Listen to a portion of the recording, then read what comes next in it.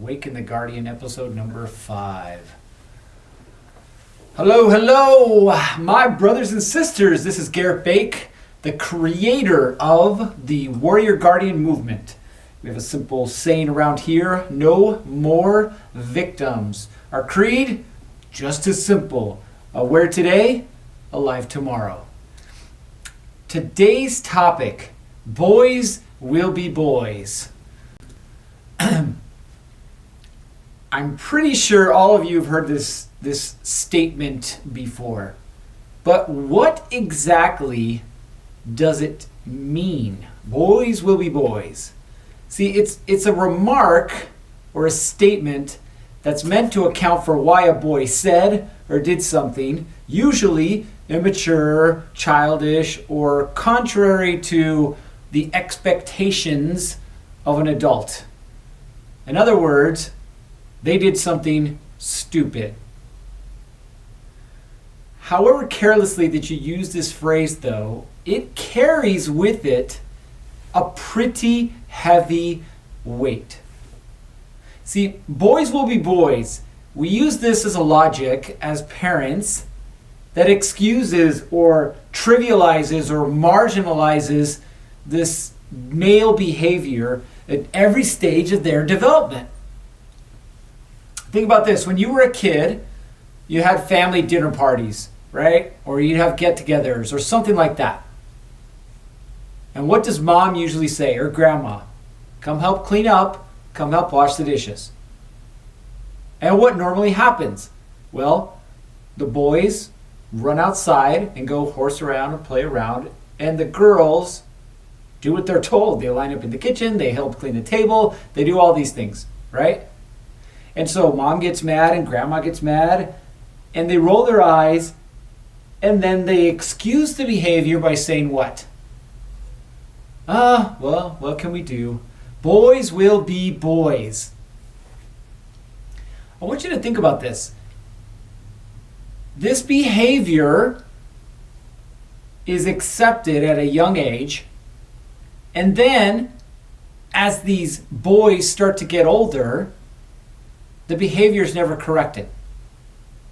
So it's excused as a child, and then as they get older, the significance of this, the weight of this gets heavier, gets more sinister. Think about society today, right? In the quote-unquote hookup culture. Women are looking for connection, men are not. What are they looking for? They're just looking to hook up. And so these women get these unrealistic expectations that this man that they met on an app or in some other place is actually interested in forming a bond with them. And when it doesn't happen, usually one woman says to her friend who's probably crying or distraught in some way, shape, or form, you should have known that he just wanted to sleep with you. He's a guy. Boys will be boys. And so it isn't just the men that are perpetuating this, it's also the women. But it's not just hooking up.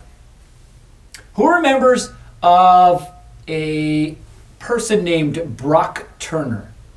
So Brock Turner was attending Stanford University, right? What happened with Brock Turner?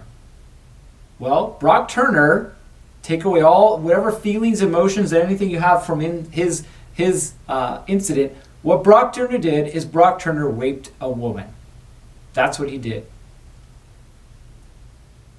Now, what drew attention to his case was not the fact that he raped a woman, although it should have. What really drew attention to his case was the fact that he got 6 months in jail for punishment for ruining the life of this woman. He took advantage of this woman and he got the proverbial slap on the wrist. And this is what the judge said. The judge said that anything more severe was too harsh because Brock was such a decorated athlete at Stanford and he was just trying to have a little fun and Because he was intoxicated, he took things too far. Think about this. Like this judge said, without actually saying it, this judge said that Brock was a boy. Right? Boys will be boys. We don't need to hold them accountable for their actions.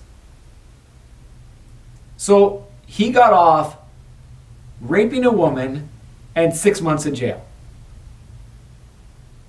Think about that. Boys will be boys. Another example. There's a 16-year-old kid. His name is Austin. He went to a high school in Pennsylvania. Austin, loved sports, right? Loved sports.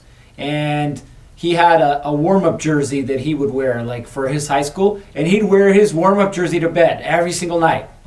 He was so happy he found a place that he felt like he belonged. And it was really hard for him to fit in. Why? Because Austin has autism. And for those of you that don't know what autism is, right? It's a disease where his mental capacity does not progress to the same levels as, say, you and I, right? So you can call it handicap if you'd like, but that's what it is. So it wasn't for lack of trying. He just couldn't do it, right? He had autism.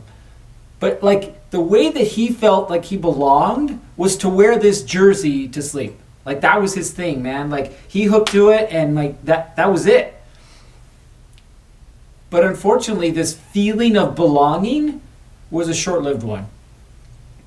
You see, two of his teammates at his high school, mind you, not random strangers, two of his teammates took him out to the soccer field on a Sunday evening. They didn't have practice, right? And they weren't interested in just hanging out with Austin. What they did was part of a hazing activity. So this 16-year-old boy who just wants to belong and be a part of a group and this team mentality that means so much to him, these boys basically lured him to the field and they duct taped him to the goalpost. Could you imagine being 16 years old and being duct taped to a goalpost?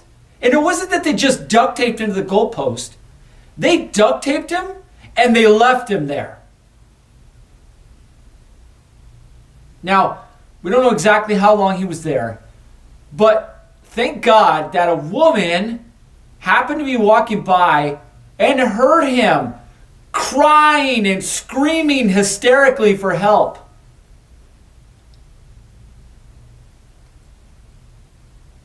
Think about the trauma that poor young boy has already experienced in life up until that point, and then what he's going to experience from this point forward. Boys will be boys. Really? I want to make something super clear. Boys are not assholes by nature. It's not in their genetic makeup to automatically be mean-spirited or cruel. Being born with a penis doesn't predispose anyone to being any kind of person, a bully or otherwise. Sure, boys are more physical and they're likely to engage in horseplay and hands-on activities, right? But there is zero connection between intentionally damaging or harming someone and wanting to participate in activities. There is no connection. So what has happened is people are excusing the bad behavior of these boys, right? Saying, oh, they're just being boys, right? They're removing the personal responsibility. There is no personal responsibility anymore. Brock Turner? Oh, yeah, man. It wasn't you. It was the alcohol. These two boys that bullied poor Austin? Oh, it wasn't that they were trying to bully him. They're just They're just boys, right? And that's what boys do. See, we've taken away holding kids, and especially boys, accountable for their actions. So if we take away holding kids accountable for their actions, how can we possibly be surprised by the results that present themselves in the future, i.e., when they become men? See, when boys are taught that being mean and being physical is the same thing, then they learn that that's okay to do that when they're older. It's okay to say, because I'm a man or a boy, I can get away with this behavior. They become bolder, right? And they commit more egregious acts. Like, I guarantee you these 16-year-old boys didn't start off thinking, man, when I'm 16, I want to duct tape somebody to the goalpost. But there was a pattern, right? And this pattern of not being held responsible, not being held responsible, not being held responsible. And so they just keep going, because they're boys. And boys will be boys. Think about it today. Boys, men, they're all bombarded with ads and social pressure, right? If you're scrolling through Facebook or you're scrolling through Instagram or you're watching TV or whatever it is you're doing, there are ads. And most of these ads are geared towards making you feel a way that you think you have to feel. Let me give you an example. You see ads for Men's Warehouse or whatever else. Like, if you dress like this, then you become a man.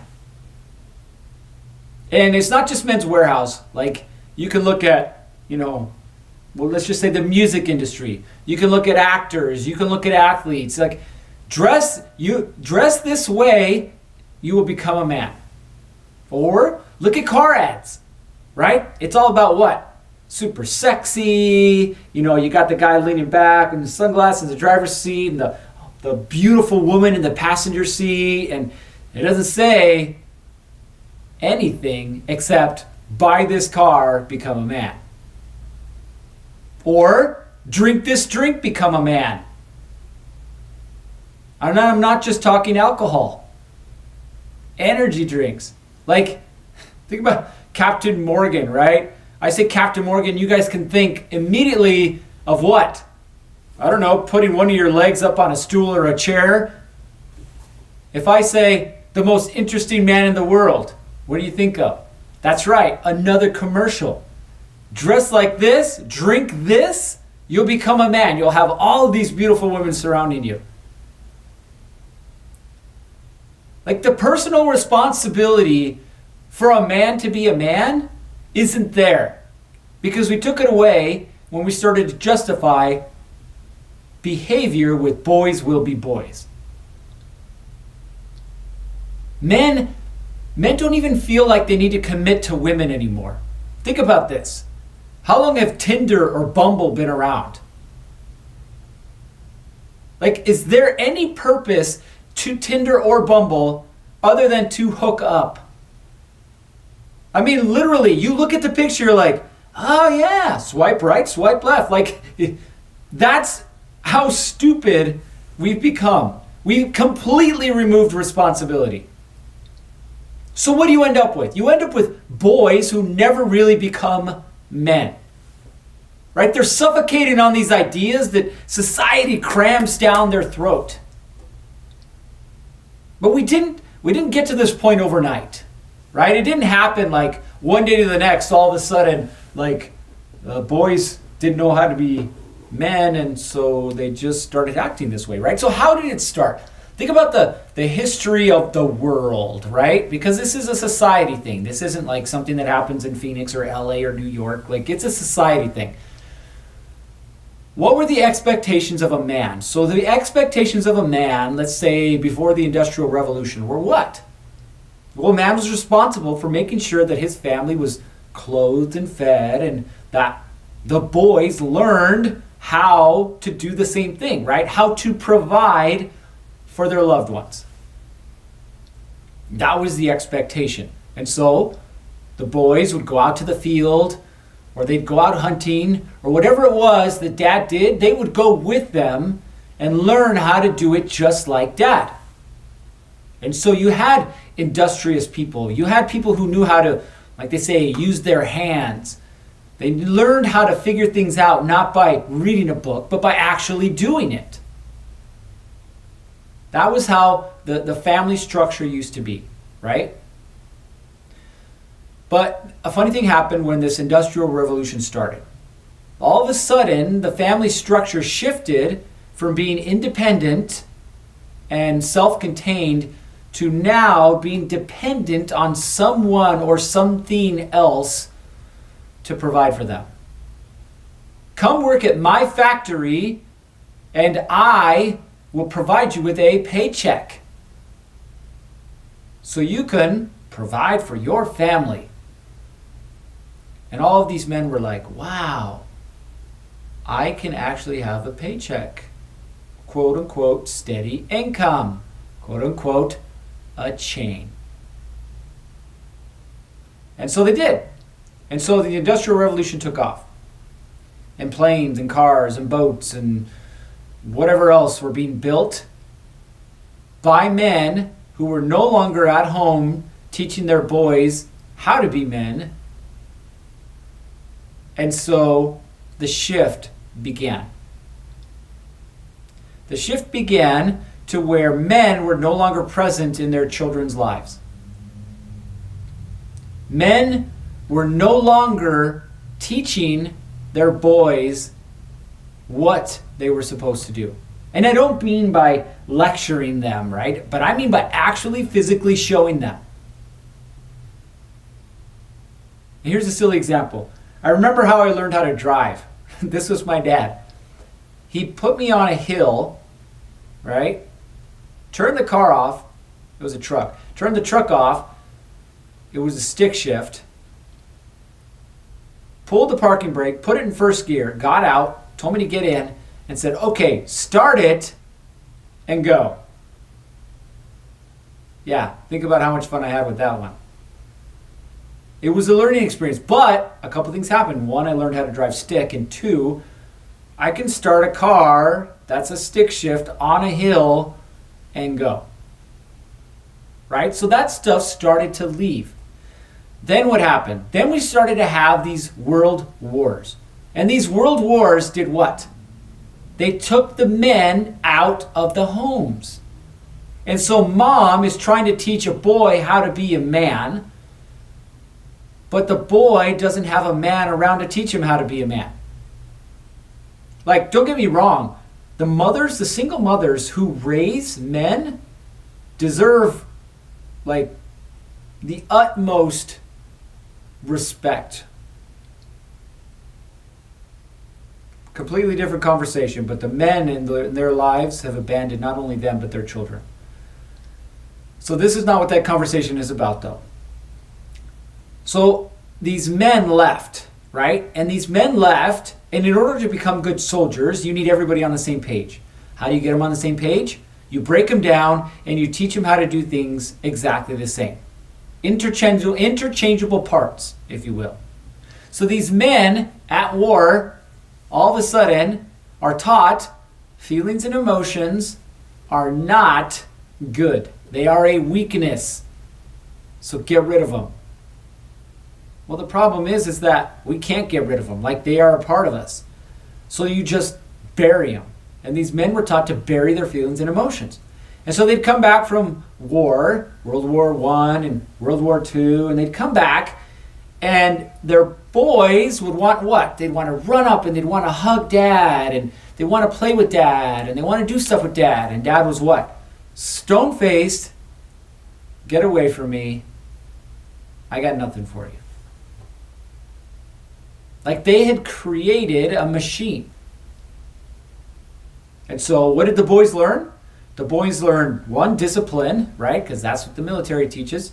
And then two, they learned, don't feel, don't think, just do.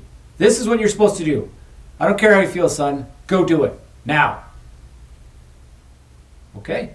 So that's what they learned from, right? And so that's what they started doing. Here's the other side of the coin. See, these soldiers, these men of war, if you will, didn't have a way to deal with their feelings and emotions because they weren't allowed to talk about it. So they had to sedate in some way, shape, or form. Like, what do you do with your pent-up feelings and emotions? Well, you find a way to deal with them. And for them, it wasn't talking about them. It was drugs. It was alcohol. It was pornography. It was other women. And so, as the man started to get broken apart and torn up, so did the family, and so did his son. So the son goes to school and comes home, anxious and excited to play with dad and do something with dad. And dad comes home, grabs a beer from the fridge and sits down in front of the couch and turns on the TV. And begins the sedation process.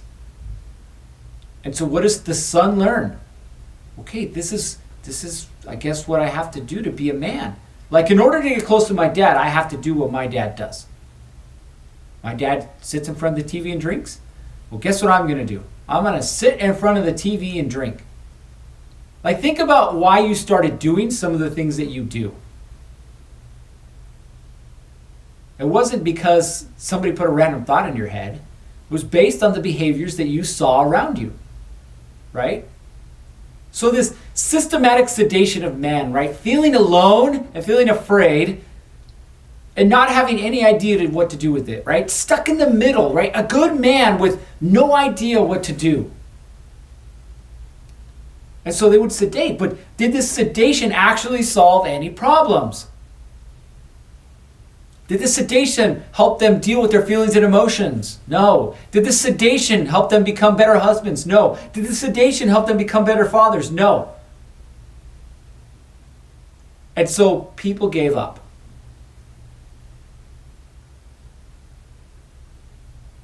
We created an entirely new generation of problems because of our inability to deal with them. See, these suffocating men were told to trust the idea that society has their best interest in mind. Like, they feel trapped, they don't know what to do. You're not allowed to be a man anymore. Why? Because society says, oh, don't worry about it, we'll take care of it. We'll teach you how to be a man. Watch this. So these men who learned from their fathers and who are now teaching their sons how to be a man really don't know how to do it at all. And who's watching these quote-unquote men do their thing? That's right, boys. Their sons. And how do boys learn best? By doing, by mimicking their fathers. See, you and I, we are a product of our worldview and our self-view. See, if a worldview is that a man behaves a certain way, then the odds of us doing it the exact same way are really, really high.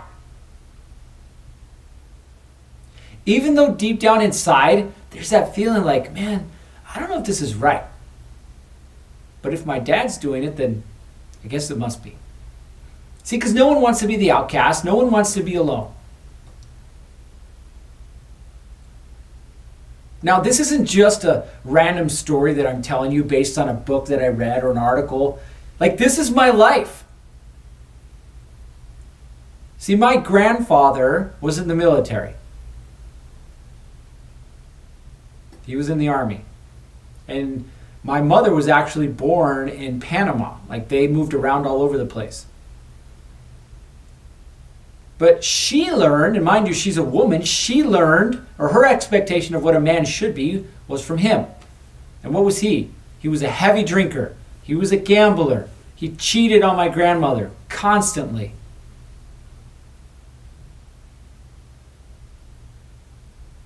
Like, I never heard my grandfather, my maternal grandfather, share his feelings or emotions with me.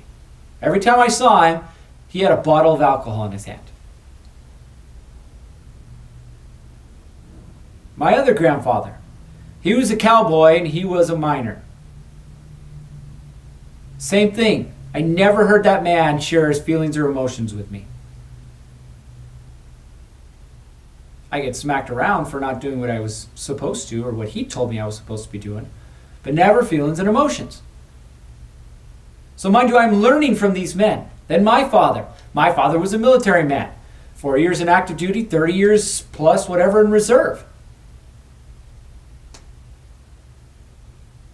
Other than at my grandparents' funeral, his parents, I don't think I ever saw my father cry. And the only emotion that I saw out of him was anger when he'd get pissed at my mom. So this cycle of not dealing with feelings and emotions, this cycle of boys will be boys and this is how they should act, continued in my life. And so what did I end up doing? You got it. The exact same thing. So I was like, okay, this is what I do. I get married and get a job and have kids and eventually I'll retire with a pension. And I fell exactly into that trap. Even though deep down inside of my heart, I was like, man, this is not really like what I want to do, but I was scared, right? I didn't want to be the outcast. I didn't want to be alone. So I got married. Problem is, my manual for how to be a husband and a father was missing quite a few pages. And I didn't know what to do. Because all this responsibility suddenly came into my life. And I felt like I was drowning. Wife, kids, feelings, emotions? Like, how do I deal with all these things? And so nobody told me. So I looked back and said, okay, well, what is everybody else doing? Well, everybody else is sedating. Which is exactly what I did. I sedated.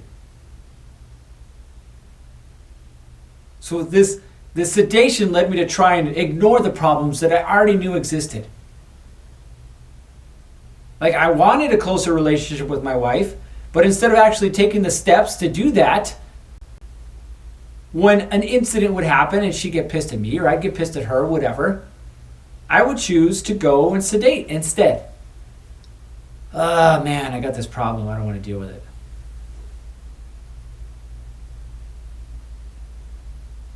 It's like having a broken arm. Can I take a Percocet or two and feel better? Absolutely. But is that actually going to fix my broken arm? No. I probably need to go to the doctor and get it fixed. It's the same thing. See, there wasn't anyone around to break the cycle. So what was I doing? I was perpetuating it. I was continuing it. And I was teaching my sons the exact same thing. See, we have to replace this idea of boys will be boys with a much more like acceptable idea. Boys will be what we expect them to be. Boys will be boys until we teach them to be men.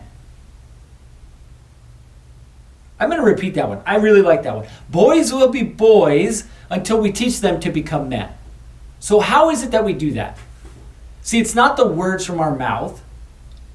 I remember when my son was born and he started to grow up, like I had this idea, like my son has to be this way. Like he would cry because he didn't like something. And I would grab his arm and I would force him to do it. Or I would spank him. Or I would yell at him. And the only thing that I was doing was perpetuating the cycle that I knew didn't work in my life. And I wondered why I never had a relationship with my son. I wondered why he looked at me with disgust. I wondered why he would much rather play a video game or play with his friends than he would hang out with me.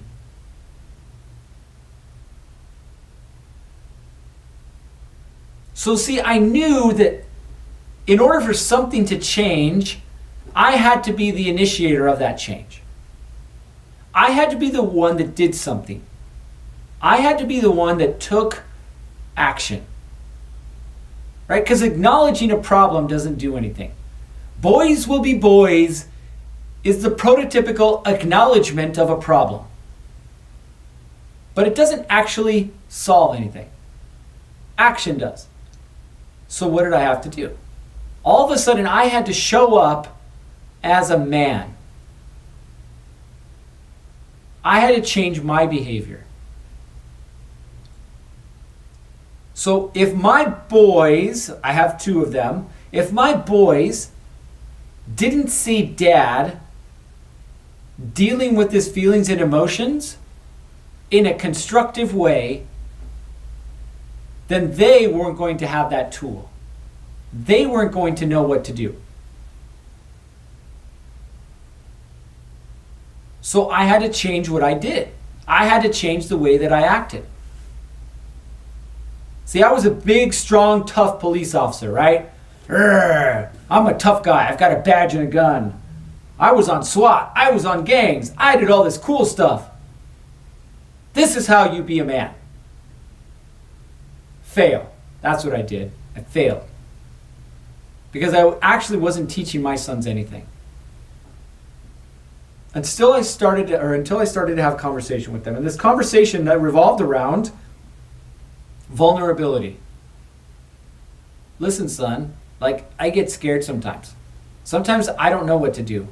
Sometimes I screw up. And that's okay.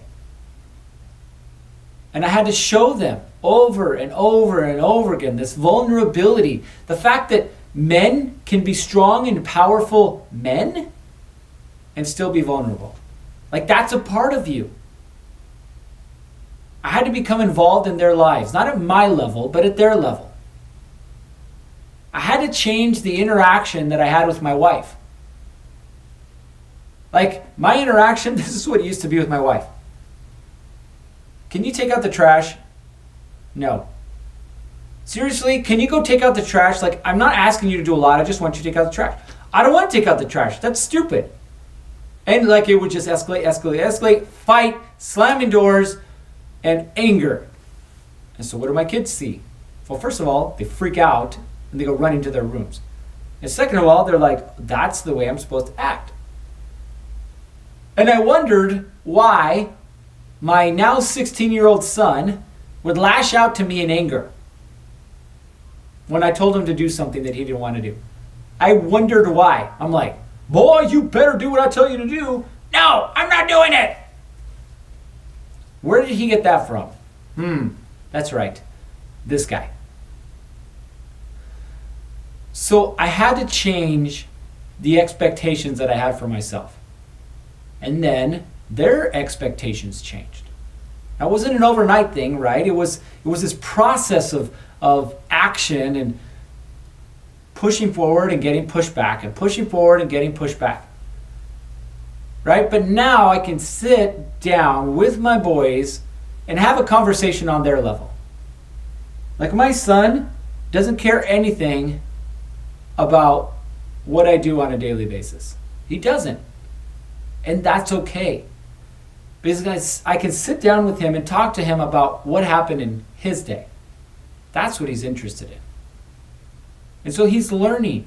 He's learning. How does this interaction occur? How do you draw close to someone? Well, you listen. You go down to their level. You figure out what's going on with them. You help them out. He's learning this process. Now, I'm going to be the first one to tell you that we don't have a perfect relationship.